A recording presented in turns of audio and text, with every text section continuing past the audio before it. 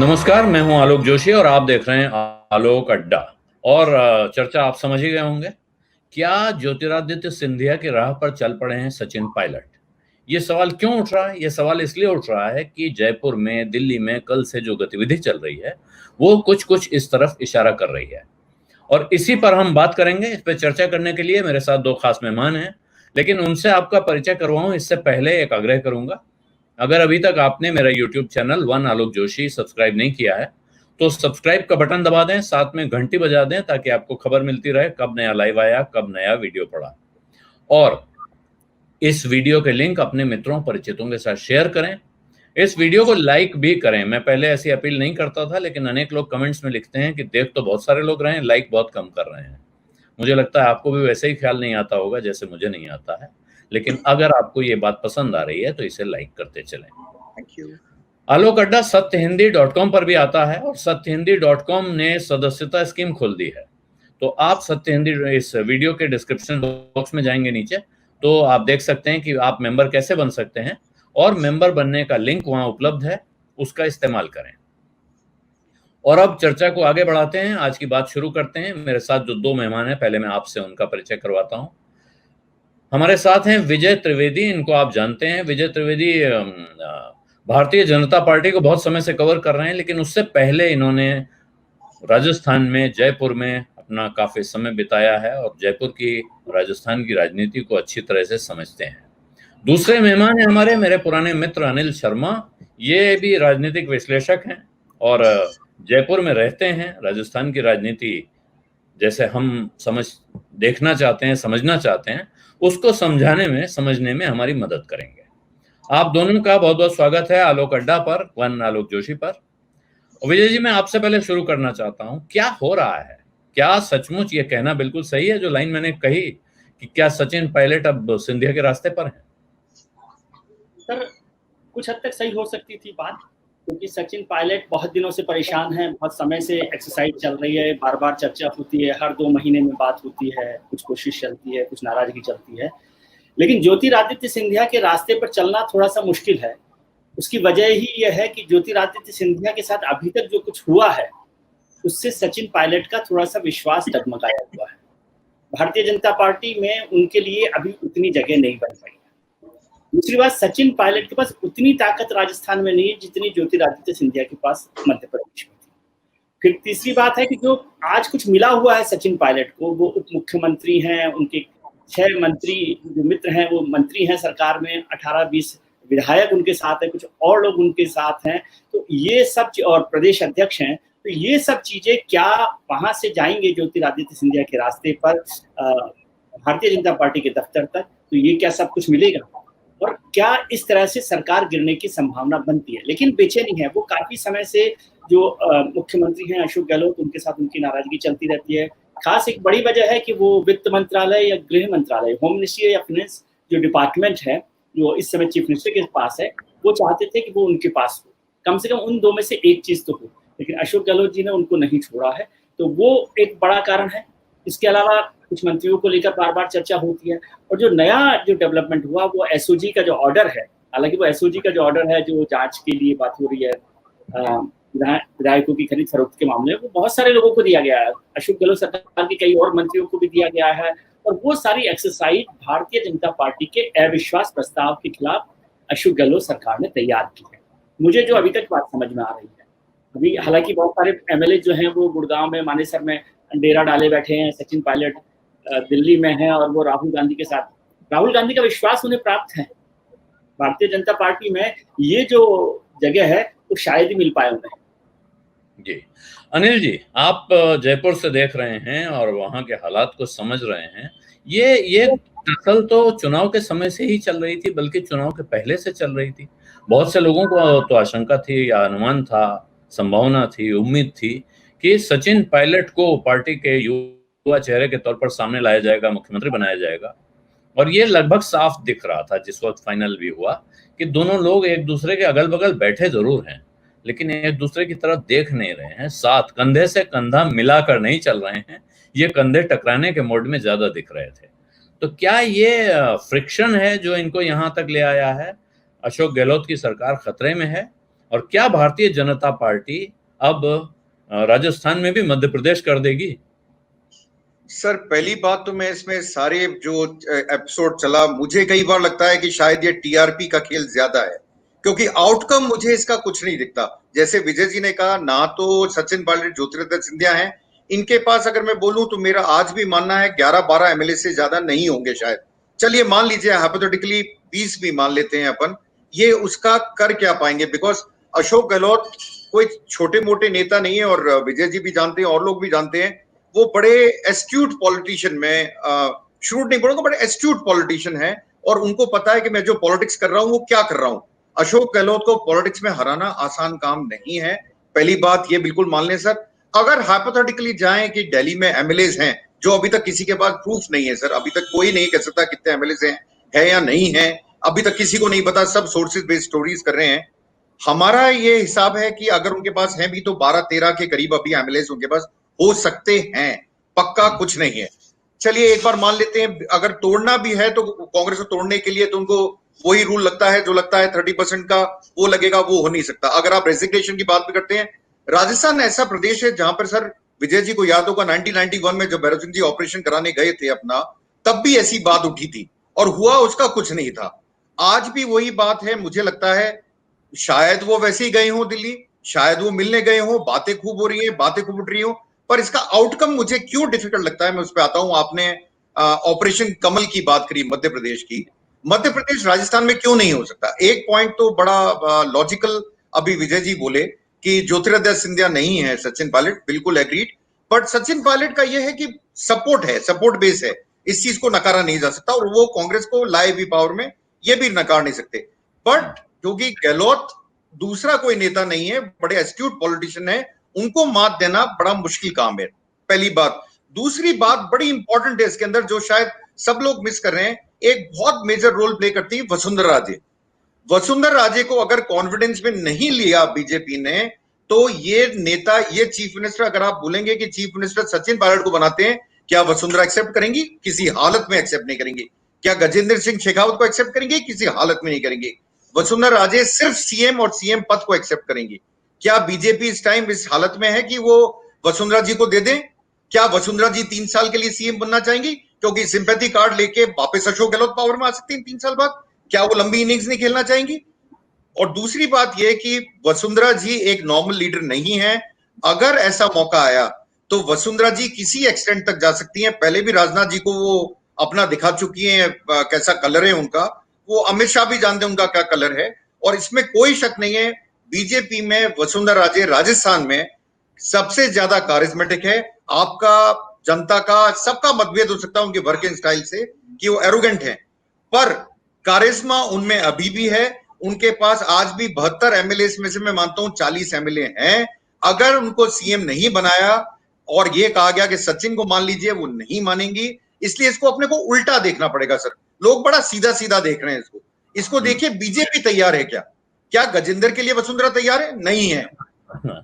आपने बहुत दिलचस्प जगह पहुंचा दिया, और ये दरअसल जिसको, जो राजनीति की नब्ज पड़ता है, नजदीक से देखता है, उसकी खासियत होती है। विजय जी, ये सवाल सही है, कहीं ऐसा तो नहीं कि हवन करते हाथ जले वाला कांड हो जाए, ये कांग्रेस को तोड़ने और कांग्रेस को फोड़ने के चक्कर में भारतीय जनता पार्टी का आपसी मतभेद राजस्थान का सामने आ जाए, या अमित शाह और नरेंद्र मोदी की भारतीय जनता पार्टी इतनी मजबूत, इतनी कॉन्फिडेंट हो चुकी है कि उसे किसी भी लोकल लीडर की जरूरत नहीं है, भले ही वो वसुंधरा राजे सिंधिया हो। अनिल जी की बात किसी हद तक सही है, क्योंकि राजस्थान में जो 2 लीडर हैं, भारतीय जनता पार्टी के जो लीडरशिप है वो वसुंधरा जी के पास है, और कांग्रेस की जो लीडरशिप है वो अशोक गहलोत के पास है। इसलिए जो लोग इलेक्शन के वक्त भी सोच रहे थे कि सचिन पायलट मुख्यमंत्री बनेंगे, ये बिल्कुल ठीक बात है कि उन्होंने 5 साल मेहनत की है, एमएलए बनाए हैं, राजस्थान में कांग्रेस का वो किया, लेकिन तब भी मुझे लगता था कि अशोक गहलोत ही वहाँ के एक्सेप्टेबल लीडर होंगे और वो चीफ मिनिस्टर बनेंगे। ये बात उस समय हम लोग करते थे, लेकिन बहुत सारे लोग दिल्ली में जब बैठते हैं तो हमको लगता है कि सचिन पायलट ही वहाँ पर चीफ मिनिस्टर बन जाएंगे, तो वो नहीं हुआ। और आज की तारीख में भी अशोक गहलोत जी ने क्या किया है, अनिल जी भी जानते हैं कि बीएसपी के एमएलए को कांग्रेस में शामिल कर लिया है। जब टिकट बंटवारा हो रहा था तो जो उनके साथ के जो लोग थे, उनमें से बहुत से लोगों को जब कांग्रेस ने टिकट नहीं दिया तो उन्हें निर्दलीय के तौर पर खड़ा किया। वो लोग भी आज अशोक गहलोत के साथ हैं। तो एक तो बड़ी बात ये है, तो इसलिए वो टूटने वाला, सरकार बनाने वाली स्थिति नहीं है। दूसरी बात, वसुंधरा जी का या बीजेपी का फैक्टर बहुत महत्वपूर्ण है कि भाई क्या वसुंधरा जी तैयार होंगी, क्या इस बात के लिए तैयार होंगी? वो किसी पार्टी में किसी दूसरे लीडर की तैयार नहीं है, तो बाहर के लीडर के लिए तैयार हो सकती है। फिर सचिन पायलट को क्या फायदा हुआ? क्या वो केंद्र में मंत्री बनने के लिए सारी एक्सरसाइज कर रहे हैं? क्योंकि भारतीय जनता पार्टी का ट्रैक रिकॉर्ड मानकर चलिए कि वो अपनी पार्टी के लीडर के अलावा किसी दूसरे को चीफ मिनिस्टर नहीं बनाएगा, चाहे वो ज्योतिरादित्य सिंधिया हो या सचिन पायलट हो। और सचिन पायलट का अभी उस पॉलिटिकल वेटेज भी उनका उस तरह से नहीं है कि जिसमें उनको चीफ मिनिस्टर बनाया जा सके। ये सारी एक्सरसाइज चल रही है। बस ये हो सकता है कि इतनी सारी एक्सरसाइज के बाद सचिन पायलट का वजन थोड़ा सा बढ़ाने की कोशिश करें या शिकायत करें। हालांकि कपिल सिब्बल जी ने आज बड़ा भयानक ट्वीट किया है और उन्होंने कहा है कि कब जागेंगे जब अस्तबल से घोड़े भाग जाएंगे। लेकिन पूरे भागना जो है अभी मुझे ये दरअसल आपने छेड़ दी, लेकिन ये बड़ी मतलब विचित्र बात है। आप अपनी पार्टी के नेताओं को, विधायकों को खुद ही घोड़े बता रहे हैं, तो फिर हॉर्स ट्रेडिंग से आगे बढ़ के उन्हें अस्तबल से घोड़े भागने की बात भी कर दी। ये दिखा क्या रहा है? क्या कांग्रेस पार्टी के अंदर, एक दूसरा सवाल है, क्या कांग्रेस पार्टी के अंदर अब बिखराव के लक्षण साफ दिखने लगे हैं? ऐसा लग रहा है कि जहां जिसका मन आ रहा है और उसको देख रहा है कि केंद्रीय नेतृत्व अब हमारी कोई मदद नहीं कर सकता है। जब हम वो मोदी जी का संदेश उन्होंने ग्रहण कर लिया है और वहां ज्यादातर लोग आत्मनिर्भर होने की कोशिश कर रहे हैं। मैं कह रहा हूँ कि कांग्रेस की जो सेंट्रल लीडरशिप है उसका कोई वजूद नहीं दिखाई देता, उसका कोई इंटरफियरेंस नहीं दिखाई दे रहा, या किस तरह से इसको सॉर्ट आउट करना चाहिए वो नहीं हो पा रहा। कपिल सिब्बल का ट्वीट इस मामले में थोड़ा सा सही है, क्योंकि कमलनाथ के वक्त में मध्य प्रदेश में भी यही हुआ था। अगर ज्योतिरादित्य सिंधिया को सही समय पर किसी और को टेबल के पास बिस्किट खिलाने की बजाय ज्योतिरादित्य सिंधिया से बात की जाती तो शायद ज्योतिरादित्य सिंधिया इतने नाराज नहीं होते। तो वो जो स्थिति वहां पर थी वही स्थिति यहाँ है। सचिन के लिए थोड़ा सा फायदा हो सकता है कि ज्योतिरादित्य सिंधिया के एपिसोड के बाद सेंट्रल लीडरशिप को लगे कि इनको सुन लेना चाहिए, इनकी सुनवाई होनी चाहिए। लेकिन सचिन पायलट दिल्ली में है, उनकी सुनवाई अभी तक हुई नहीं है। कब उनकी राहुल गांधी से मुलाकात होगी, फिर राहुल गांधी क्या आदेश देंगे? और अशोक गहलोत बहुत समझदार पॉलिटिशियन है, उनको जो है ना वो पानी की तरह से नहीं है कि उनमें उबाल आ जाए। वो राजस्थान की मिट्टी वाले लोग हैं, तो वो धीरे धीरे गर्म होते हैं, धीरे धीरे ठंडे होते हैं और गर्मी को बर्दाश्त करना जानते हैं। तेज गर्मी और तेज सर्दी तक बर्दाश्त करनी उनको आती है। अनिल जी, आप तो जयपुर में बैठे हैं, आपके हिसाब से इस एपिसोड से कांग्रेस की और बीजेपी की सेंट्रल लीडरशिप के लिए कोई मैसेज निकल रहे हैं? अभी निकल चुके हैं या अभी निकलने का वक्त आने वाला है? सर, निकलने का वक्त आने वाला है, पहली चीज तो मैं बोलूंगा सर। और दूसरी चीज मैं फिर बोलूंगा कि सेंट्रल लीडरशिप बीजेपी के लिए पहले अपन बात करेंगे, क्योंकि चार्ज उन पे, एलिगेशन उन पे लगाए गए हैं।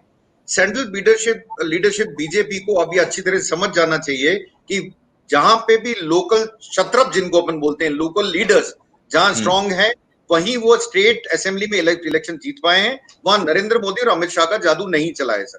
कोई भी उठा लीजिए स्टेट, वहां पे लोकल क्षत्रप ही इनको जिता पाए।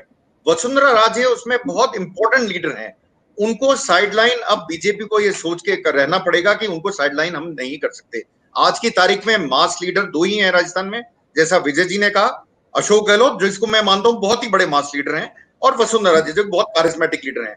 इन दोनों के ऊपर पूरी राजनीति राजस्थान में चलती है, तो उनके लिए बिल्कुल फंडा क्लियर है सर कि बिना वसुंधरा राजे को कॉन्फिडेंस में लिए हुए शायद वो कुछ भी नहीं कर पाएंगे राजस्थान में आज की तारीख में, क्योंकि वसुंधरा जी को एक्सेप्ट नहीं कर सकती इन चीजों को। दूसरी बात है सेंट्रल लीडरशिप कांग्रेस की अपन बात करें, उनको स्ट्रांग होना पड़ेगा सर। आज मुझे लगता है कि वो स्ट्रांग डिसीजन नहीं ले पा रहे हैं और उनको स्ट्रांग डिसीजन इस केस में लेना पड़ेगा। वैसे अगर आप मेरे से अंदरूनी पूछे, मेरे को ये मैं पहले भी बोल चुका हूं, मुझे टीआरपी ज्यादा लगती है, मुझे हाइपोथेटिकल ज्यादा लगता है, आउटकम इसका मुझे 0 लगता है सर। कल की तारीख में जितना है नहीं उतना बना चढ़ा के बहुत बड़ा चढ़ा के बता दिया गया, मुझे ऐसा प्रतीत होता है। आप एक एक्शन देखिए, बड़ा अजीब सा लगता है। कल जब ये एपिसोड हुआ, हमारे यहाँ कोरोना वायरस पहले भी था और कोरोना वायरस आज भी है। कल एकदम से ऑर्डर निकलता कि बॉर्डर सील अशोक गहलोत की तरफ से। ये आपको याद होगा 11 तारीख को राज्यसभा इलेक्शन से पहले भी ये हुआ था कि बॉर्डर सील हो गए, क्योंकि साहब कोरोना वायरस बढ़ रहा था और 3 दिन बाद वो हट गया था। तो वो कोरोना वायरस कौन सा कोरोना वायरस है सर, इसमें जाना बड़ा जरूरी है। ये कोरोना वायरस बड़ा खतरनाक है, जिसमें आपकी चेकिंग हो रही है, आपकी आईडी चेक करी जा रही है, फिर आपको विदा करा जा रहा है। तो इसके पीछे कई राज हैं सर, अगर आप पढ़ें। और मुझे लगता है कि जो जितनी भी टीवी चैनल्स बोल रहे हैं, दिखा रहे हैं, वो शायद एक जगह जाके अटक रहे हैं। वो अभी तक वसुंधरा फैक्टर को अपने कंसिडरेशन में नहीं ले रहे। और वो सबसे इंपॉर्टेंट कंसिडरेशन है इस पूरे खेल का। क्या वसुंधरा जी तैयार हैं? हाइपोथेटिकली कह रहा हूं सर, हाइपोथेटिकली भी मैं कहता हूं वसुंधरा जी तैयार नहीं होंगी, वो नथिंग बिलो चीफ मिनिस्टर नहीं लेंगी।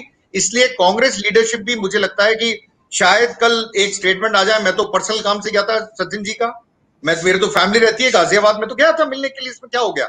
हो सकता है वो प्रेशर टैक्टिक्स हो कि वो और कुछ चाहते हो, क्योंकि यहां एक बात उठ रही है सर, उनको कुछ ऐसी पॉलिटिकल सर्कल्स में बात है कि दो में से एक पोस्ट छोड़नी चाहिए, पीसीसी चीफ या डिप्टी सीएम।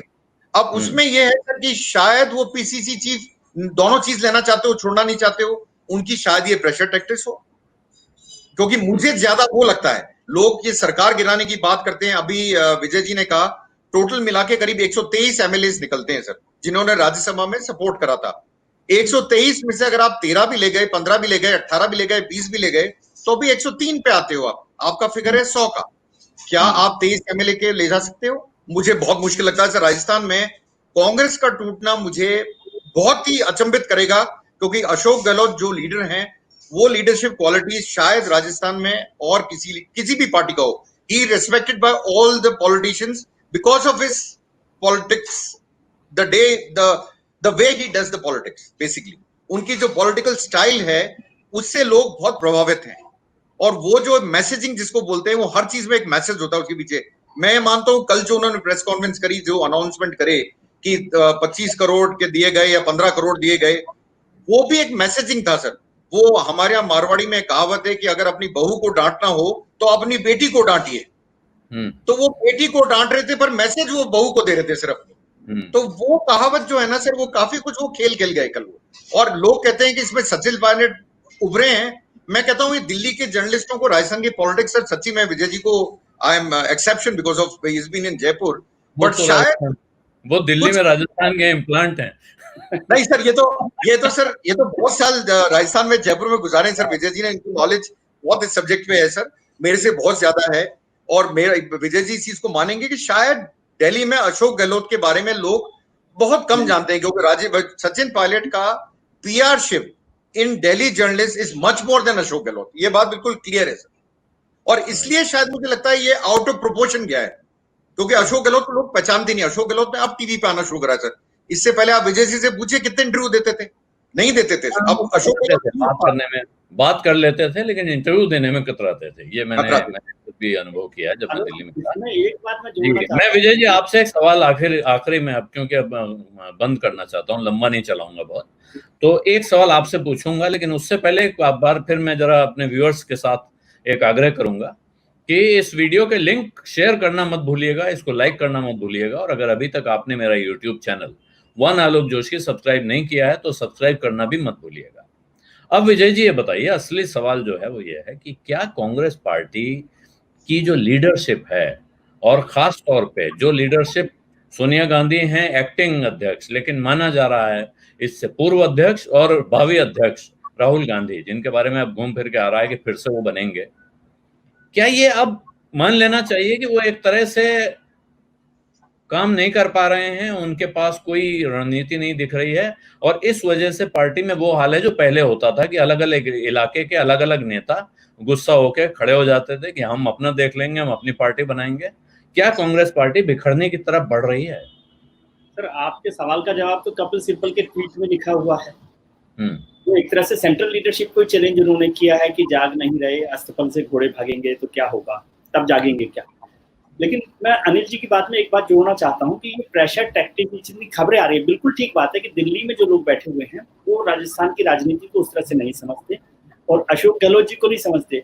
अशोक गहलोत जी के लिए एक बात और समझिए, राजस्थान को समझिए कि राजस्थान को कहा जाता है कि पानी की कमी है, लेकिन वहाँ के हर घर में जो है एक टैंक बना हुआ होता है जो जमीन से जुड़ा हुआ होता है, उसमें पूरा पानी भरा होता है और कभी कोई राजस्थान का आदमी प्यासा नहीं मरता। तो पानी उसके अंदर रहता है, वो आपको ऊपर से नजर नहीं आता।